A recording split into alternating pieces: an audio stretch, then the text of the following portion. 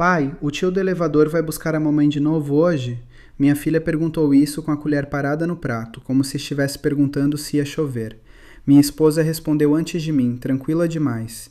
Que tio, Sofia? Você sonhou. O estranho foi que Sofia nunca tinha usado a palavra tio para porteiro, vizinho ou entregador. Eu olhei para Camila esperando um riso, uma explicação qualquer, mas ela só limpou a boca da nossa filha com um guardanapo e mudou de assunto para a escola. Disse que eu precisava assinar a autorização do passeio, que a professora tinha mandado no grupo. Era verdade, a mensagem estava lá. E talvez por isso eu tenha aceitado tão rápido a mentira pequena que veio junto. Naquela manhã, o interfone tocou às 7:18. O porteiro disse, seu Marcelo deixou uma sacola aqui ontem. Eu respondi que não havia nenhum Marcelo no nosso apartamento. Do outro lado, ele ficou em silêncio por 2 segundos e corrigiu. Desculpa, senhor, devo ter confundido. Quando desliguei, Camila já estava com a bolsa no ombro, olhando para mim como se eu tivesse ouvido errado. Ela me beijou na testa, carinhosa, quase doce. Disse que ia passar na farmácia antes do trabalho porque estava com dor de cabeça. Eu acreditei. Eu sempre acreditava primeiro nela, depois em mim. Só que, quando fui levar Sofia para a escola, ela insistiu que a mamãe tinha esquecido a chave do carro do tio, em cima da pia. Não havia chave nenhuma na pia. Havia apenas um comprovante amassado da farmácia, de uma compra feita às 23:46, num bairro onde Camila dizia nunca passar porque o trânsito era horrível. Fiquei olhando aquele papel tempo demais, até sentir vergonha de mim mesmo. À noite, quando perguntei da farmácia, ela sorriu cansada e disse, você está reparando até em cupom agora? Não foi acusação, foi pior, foi preocupação, como se eu estivesse ficando estranho. Depois encostou a mão no meu rosto e perguntou se eu estava dormindo mal. Eu disse que sim. Ela me abraçou por trás enquanto eu lavava a louça e ficou ali, quieta, respirando no meu ombro. Por alguns segundos senti culpa por ter pensado qualquer coisa ruim dela. Então o celular dela vibrou na mesa.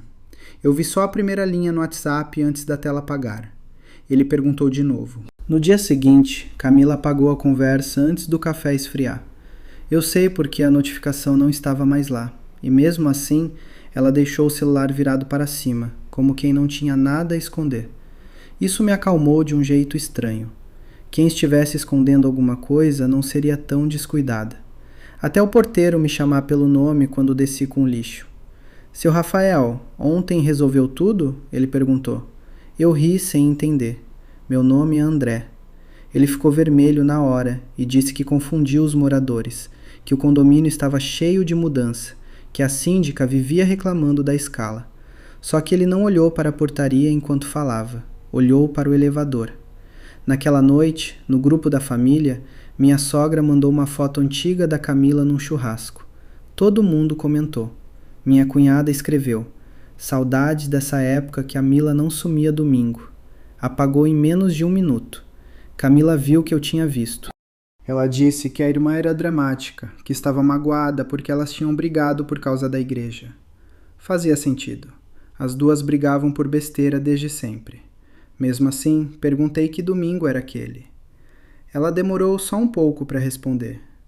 Todos, André. Ela acha que eu tenho que viver grudada nela. Eu aceitei. Quis aceitar. Mas Sofia, que desenhava no tapete, levantou a cabeça e disse... Mas domingo a mamãe foi no prédio alto. Camila fechou os olhos devagar, como quem respira para não perder a paciência. Depois sorriu para nossa filha e falou. Amor, prédio alto é a igreja. Tem escada grande, lembra? Sofia balançou a cabeça. Não, o prédio que o tio Marcelo mora. Foi a primeira vez que senti algo parecido com medo. Não porque minha filha tivesse dito o nome de um homem. Crianças misturam histórias o tempo todo. O problema foi a reação da Camila. Ela não corrigiu Sofia imediatamente. Não riu, não explicou. Ficou parada por um segundo longo demais. Depois perguntou. Quem é Marcelo, filha? A pergunta parecia perfeita, natural. Só que Sofia respondeu sem hesitar. O homem que mora no prédio alto. Camila sorriu. Você sonhou com isso, amor. E mudou de assunto. Naquela noite, esperei Sofia dormir e fui até o quarto dela. Mostrei algumas fotos no celular. Tios, primos, vizinhos, pais de colegas da escola. Nenhum Marcelo. Quando perguntei onde ela tinha conhecido aquele homem, ela respondeu algo ainda mais estranho. No carro. Nós não tínhamos nenhum amigo chamado Marcelo. Nos dias seguintes tentei esquecer aquilo. Trabalho, escola, mercado, trânsito. A vida normal tem uma capacidade impressionante de empurrar perguntas para baixo do tapete. Só que as perguntas continuavam voltando. Na sexta-feira, por exemplo, precisei buscar um documento na administração do condomínio.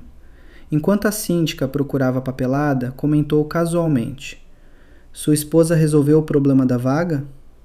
Eu não sabia que existia problema algum. Perguntei qual vaga. Ela me encarou confusa. A de visitante. Ela pediu autorização várias vezes no mês passado. Meu estômago afundou. Camila nunca tinha mencionado aquilo. Mas havia explicações possíveis. Visitas da família, amigas, colegas de trabalho. Quando cheguei em casa, perguntei. Ela respondeu tão rápido que parecia preparada. Minha mãe veio algumas vezes e o aplicativo estava dando erro. Fim da conversa.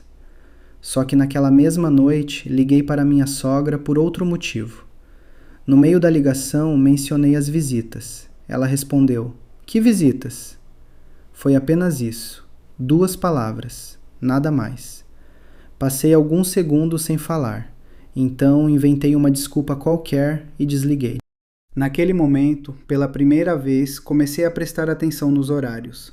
Camila dizia sair do trabalho às 18, chegava às vezes às 7, às vezes às 8, às vezes às 6h20. Tudo parecia normal até eu perceber que ela sempre tinha uma explicação antes mesmo de eu perguntar. Trânsito horrível, acidente na marginal, passei no mercado, fila na farmácia, reunião de última hora. Eu nunca tinha pedido justificativas. Ela as oferecia sozinha, e isso começou a me incomodar. No sábado aconteceu algo pequeno, pequeno demais. Estávamos arrumando a sala quando um recibo caiu de dentro da bolsa dela. Camila pegou o papel antes de mim, rápido, muito rápido, mas eu consegui ler uma única palavra: Uber. Ela percebeu, sorriu. Corrida do trabalho. Eu assenti. Só que 1 hora depois, enquanto ela tomava banho, encontrei o mesmo recibo no lixo da cozinha. Não deveria ter pegado. Peguei. A corrida tinha começado às 14h12 de uma terça-feira. O problema era simples. Na terça-feira, às 14h12, ela tinha me mandado uma foto do computador dizendo que estava presa numa reunião. E havia outra coisa. O destino da corrida não era um escritório. Era uma rua residencial em um bairro que eu nunca tinha ouvido ela mencionar. Fiquei olhando aquele endereço durante vários minutos, tentando encontrar uma explicação, tentando encontrar qualquer explicação. Então ouvi a voz dela vindo do corredor. "Amor?" Assustado, amassei o recibo e joguei de volta no lixo. Quando ela entrou na cozinha, estava sorrindo, mas seus olhos foram diretamente para a lixeira.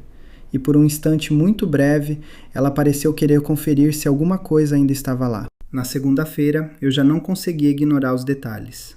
Não porque tivesse encontrado alguma prova definitiva, pelo contrário, tudo continuava parecendo pequeno demais para justificar desconfiança. Era isso que me deixava preso. Cada coisa isoladamente fazia sentido, juntas começavam a não fazer.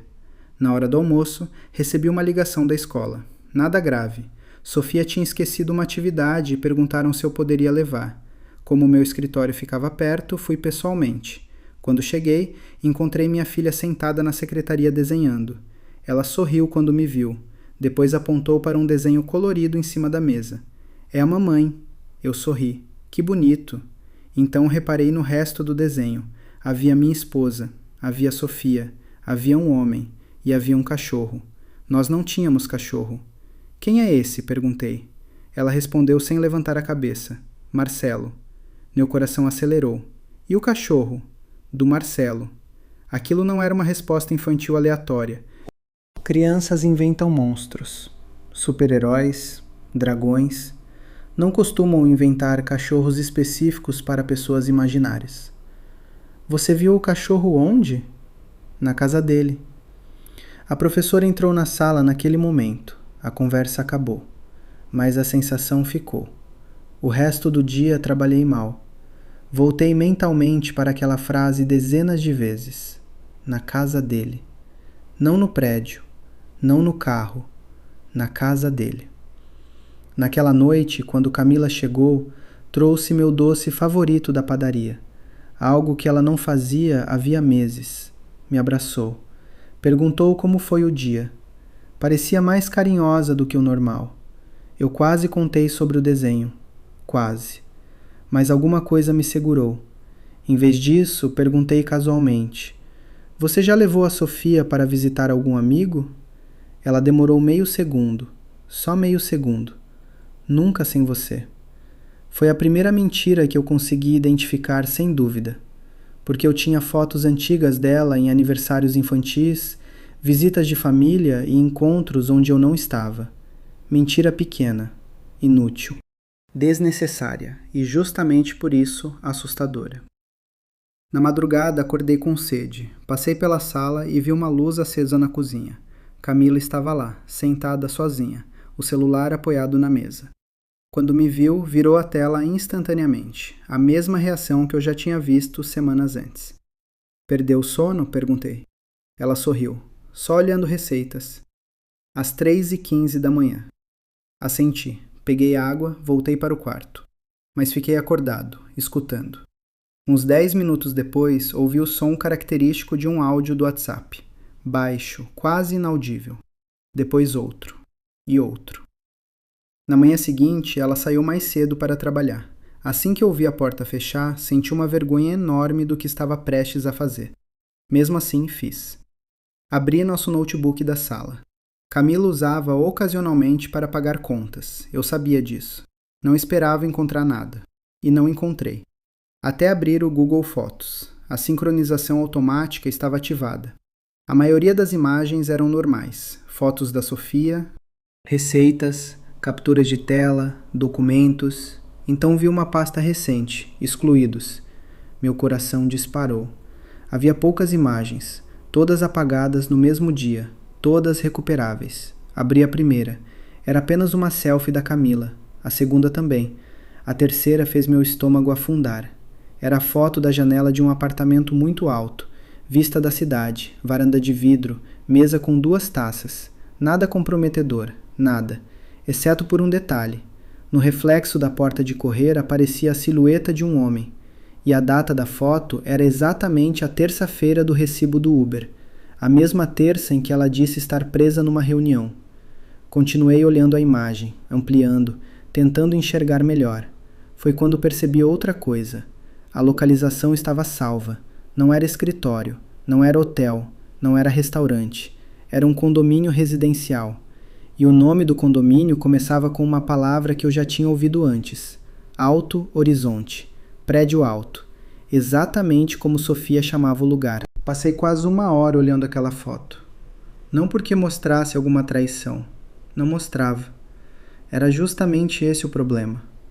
Se existisse um abraço, uma mão, qualquer coisa óbvia, tudo seria mais simples. Mas era apenas uma varanda, 2 taças, uma silhueta e um endereço. Fechei o notebook sentindo uma mistura estranha de alívio e pânico. Alívio porque ainda não existia prova. Pânico porque as peças começavam a se encaixar sozinhas. Naquela noite, Camila chegou em casa sorrindo. Parecia leve. Mais leve do que eu havia há meses. Trouxe pizza para Sofia. Sentou ao meu lado no sofá. Encostou a cabeça no meu ombro. Durante alguns minutos, observei minha esposa em silêncio. A mulher que eu conhecia há 11 anos. A mulher em quem eu confiava mais do que confiava em mim mesmo. Então perguntei: Você conhece o condomínio Alto Horizonte? O efeito foi pequeno. Tão pequeno que talvez outra pessoa não percebesse. Mas eu percebi. Os dedos dela pararam sobre a caixa de pizza. Só por um instante. Depois continuaram. Não. Foi só isso. Não. Nem perguntou por quê. Nem perguntou onde eu tinha ouvido aquele nome. Nada. Naquela madrugada quase não dormi. Às 7 da manhã, antes de sair para trabalhar, decidi fazer algo que me envergonha até hoje. Passei no condomínio. Alto Horizonte ficava a 20 minutos do nosso apartamento. Era um prédio moderno, varandas de vidro, portaria elegante, academia, piscina, exatamente como a foto. Fiquei dentro do carro me sentindo ridículo. Um homem de 40 anos espionando um prédio. Depois de meia hora fui embora. Sem respostas, sem coragem, sem dignidade. Mas 2 dias depois aconteceu algo pior. Muito pior. Recebi uma mensagem anônima. Sem foto, sem nome, sem explicação. Apenas uma imagem. Uma captura de tela. Pix realizado. Valor R$ 1.800. Favorecido, Marcelo Almeida. Data, 3 meses antes. Remetente oculto. Fiquei olhando aquilo sem entender. Não havia contexto, nenhuma legenda, nenhuma ameaça, nada. Só a transferência. Apaguei. Depois recuperei. Depois apaguei de novo. Eu queria acreditar que era trote, mas naquela noite, quando perguntei casualmente se ela já tinha feito Pix para alguém chamado Marcelo, Camila respondeu rápido demais. Nunca. Eu nem tinha dito o sobrenome. Ela congelou logo depois. Percebeu o erro. Eu percebi que ela percebeu. E então aconteceu algo que me deixou mais desconfortável do que qualquer mentira. Ela começou a chorar. Não muito, não teatralmente, só algumas lágrimas. Disse que eu estava diferente, distante, que parecia estar investigando cada palavra dela, que não sabia mais como conversar comigo. E, pela primeira vez desde o início de tudo, eu me senti culpado. Realmente culpado. Talvez porque parte do que ela dizia fosse verdade. Eu estava investigando. Eu estava observando. Eu estava desconfiando. Naquela noite dormimos abraçados. Ela segurou minha mão até pegar no sono, e eu fiquei olhando para o teto. Tentando decidir se estava destruindo meu casamento por causa de coincidências ou se meu casamento já tinha sido destruído muito antes. A resposta começou a aparecer no domingo, durante um churrasco da família. O tipo de encontro que acontece tantas vezes que ninguém presta atenção nos detalhes. Minha cunhada estava mostrando fotos antigas no celular, todo mundo reunido ao redor, rindo, comentando, até que uma imagem apareceu. Um prédio, uma varanda, uma vista da cidade. Meu coração parou. Eu conhecia aquele lugar. Era o Alto Horizonte. Que foto bonita, falei, tentando soar casual. De onde é? Minha cunhada respondeu sem pensar. Do apartamento daquele amigo da Camila. O quintal inteiro continuou conversando. Menos eu, menos minha esposa, porque naquele instante Camila derrubou o copo que estava segurando. E pela primeira vez desde que tudo começou, eu percebi que ela estava com medo. Depois do churrasco, ninguém comentou o copo quebrado. Minha cunhada pegou os cacos. Minha sogra trouxe outro. As crianças continuaram correndo pelo quintal. Só eu e Camila parecíamos presos naquele segundo. Que amigo? Perguntei. Ela respondeu antes da irmã. Um cliente antigo. Natural, calma, controlada. Mas sua mão continuava tremendo levemente. Minha cunhada pareceu confusa. Cliente? O silêncio que veio depois foi pequeno. Pequeno demais para os outros. Grande demais para mim. Não era cliente? Ela perguntou. Camila sorriu. Hoje é. E mudou de assunto. O problema das mentiras não é quando aparecem. É quando começam a entrar em conflito umas com as outras. Na volta para casa, Sofia dormiu no banco traseiro. Camila ficou olhando pela janela. Nenhum dos dois falou quase nada. Quando estacionamos, ela finalmente perguntou. Você está estranho há semanas. O que está acontecendo? Era uma pergunta justa, talvez a mais justa de todas. Mas naquele momento eu já não sabia responder. Porque eu também não sabia o que estava acontecendo. Só sabia que cada pessoa parecia conhecer uma versão diferente da mesma história. Cliente, amigo, prédio alto, Marcelo, visitas, Pix. Tudo mudava dependendo de quem falava. Na terça-feira seguinte, recebi outra mensagem anônima. Dessa vez não era uma imagem, era um áudio. 13 segundos. Nenhuma explicação, nenhum texto, só o arquivo. Passei quase meia hora olhando para ele antes de abrir. Quando finalmente apertei play, ouvi uma voz masculina. Ela acabou de subir. Só isso. Depois silêncio. 13 segundos inteiros para aquela única frase. Nada mais. Apaguei imediatamente. Depois recuperei. De novo. A voz não me era familiar, mas havia um detalhe pior. Ao fundo dava para ouvir claramente um interfone. Aquele som metálico típico de prédio residencial. Naquela noite, pela primeira vez, conferi a conta bancária conjunta. Não procurava traição, procurava explicações. Encontrei outra coisa. Pequenos pics. 250 reais, 400 reais, 180 reais. Sempre valores discretos. Espalhados ao longo de quase 2 anos, todos para o mesmo nome, Marcelo Almeida. 2 anos. Fiquei olhando para a tela sem conseguir respirar direito. 2 anos significavam que aquilo não tinha começado recentemente. Não era uma crise, não era uma fase, não era um erro. Era parte da nossa rotina, uma rotina que eu desconhecia completamente. Quando Camila chegou do trabalho, eu já sabia exatamente o que perguntar, mas não perguntei, porque uma nova dúvida havia surgido. Se Marcelo existia havia tanto tempo, por que Sofia parecia conhecê-lo tão bem? A resposta veio sem que eu precisasse procurar. No sábado seguinte aconteceu a festa de aniversário de uma colega da escola. Pais conversando, crianças brincando, nada fora do normal. Até uma mãe se aproximar de mim. Você é o marido da Camila, né? Sorri. Sou. Ela pareceu surpresa. Engraçado. Por quê? Eu jurava que o Marcelo era. O mundo não parou. As crianças continuaram correndo. A música continuou tocando. As pessoas continuaram conversando. Mas alguma coisa dentro de mim simplesmente desabou. Desculpa? Ela ficou constrangida na mesma hora. Meu Deus, eu achei que vocês fossem separados. Por quê? Porque ele sempre buscava a Sofia em alguns eventos da escola. Meu sangue gelou. Que eventos? Agora ela parecia perceber que tinha dito algo errado. Talvez eu esteja confundindo, mas não estava. Eu conseguia ver isso no rosto dela. Que eventos?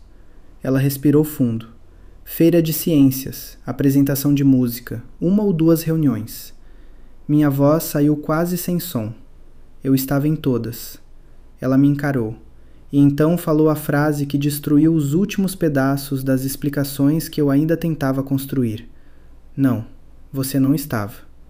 Quando cheguei em casa naquela noite, fui direto para a caixa onde guardávamos fotos, documentos e lembranças antigas da Sofia. Passei horas olhando calendários, mensagens, convites da escola. E ela estava certa. Havia eventos em que eu realmente não tinha ido. Viagens de trabalho, reuniões, compromissos, dias comuns que esqueci completamente. Dias em que alguém ocupou o espaço que deveria ter sido meu. E pela primeira vez comecei a perceber uma verdade muito pior do que a própria traição. Talvez Marcelo não estivesse escondido da minha filha. Talvez ele tivesse sido lentamente apresentado a ela, durante anos, sem que eu percebesse. E quando essa ideia entrou na minha cabeça, outra lembrança voltou imediatamente. A pergunta que Sofia tinha feito no começo de tudo. Pai, o tio do elevador vai buscar a mamãe de novo hoje? Na época parecia apenas uma frase estranha. Agora soava como uma criança descrevendo algo que acontecia com frequência. Depois daquela noite, eu parei de procurar coincidências. Coincidências não duram 2 anos. Coincidências não aparecem em eventos escolares. Coincidências não recebem pix recorrente. Mesmo assim, ainda existia uma pergunta que me consumia. Quem exatamente era Marcelo? Porque, até aquele momento, eu tinha evidências de uma presença, não de uma relação. Era uma diferença importante, dolorosa, mas importante.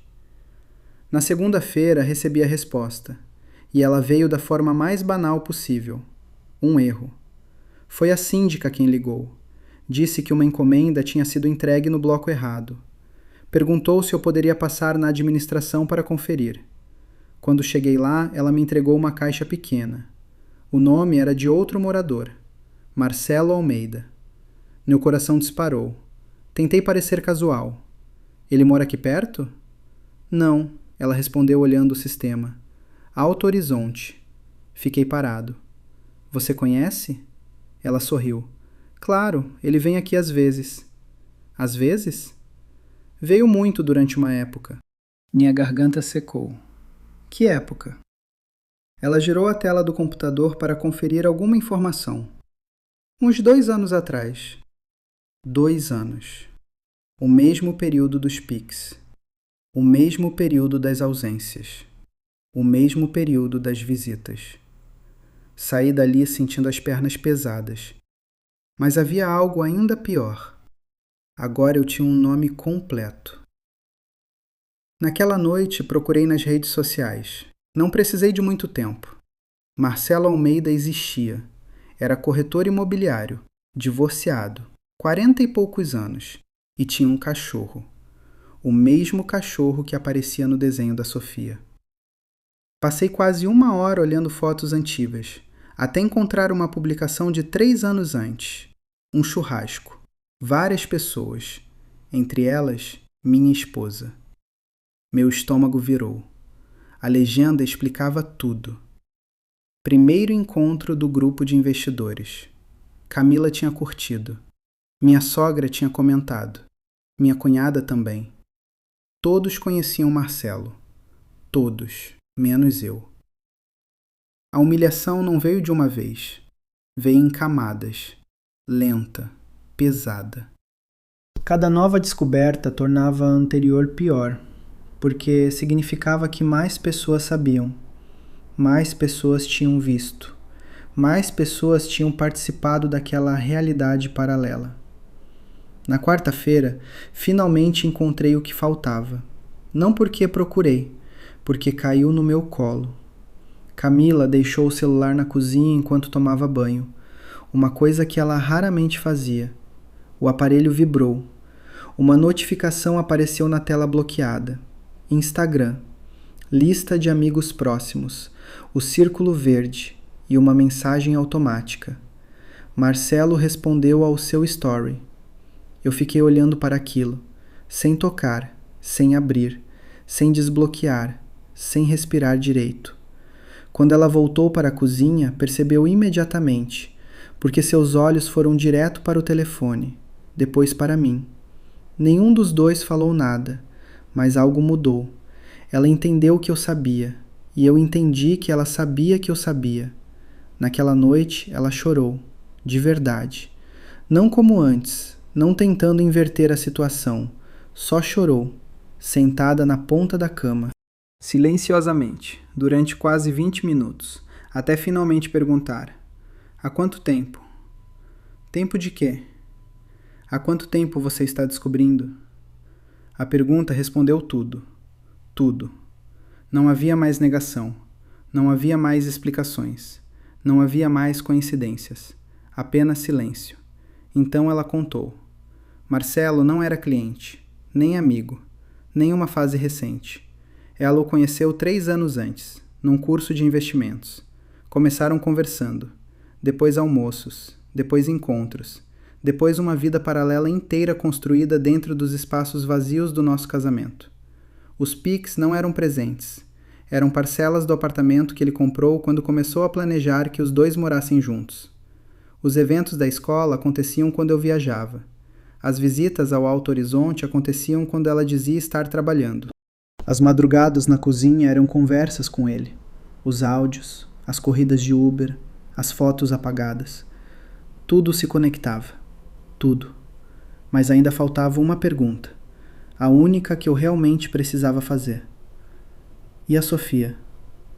Kamali fechou os olhos. E demorou muito para responder. Porque aquela era a parte da história que nem ela conseguia defender. Camila ficou olhando para as próprias mãos durante tanto tempo que achei que não fosse responder. Quando finalmente falou, a voz saiu baixa. Eu nunca planejei envolver a Sofia.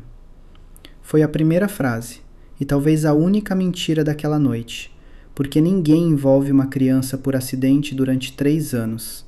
Ninguém permite que uma menina conheça um homem, reconheça seu cachorro, visite seu apartamento e o chame pelo nome sem perceber o que está acontecendo. Como ela conheceu ele? Camila começou a chorar novamente. Nas viagens. Eu não entendi, então ela explicou. Quando eu precisava viajar a trabalho, Marcelo aparecia. Primeiro para ajudar, depois para acompanhar, depois para participar. Aniversários, passeios, almoços, pequenos momentos, pequenos o suficiente para parecerem inofensivos, grandes o suficiente para criar memória. Foi por isso que Sofia conhecia o cachorro, foi por isso que reconhecia o prédio, foi por isso que falava dele com naturalidade. Porque para ela, Marcelo não era um segredo, era apenas alguém que existia. A única pessoa que não sabia era eu. A humilhação verdadeira não foi descobrir a traição, foi descobrir que minha ignorância tinha sido administrada, cuidadosamente, durante anos, como alguém cuidando de uma planta, regando, podando, controlando exatamente o que eu podia ou não enxergar. Perguntei quem mais sabia.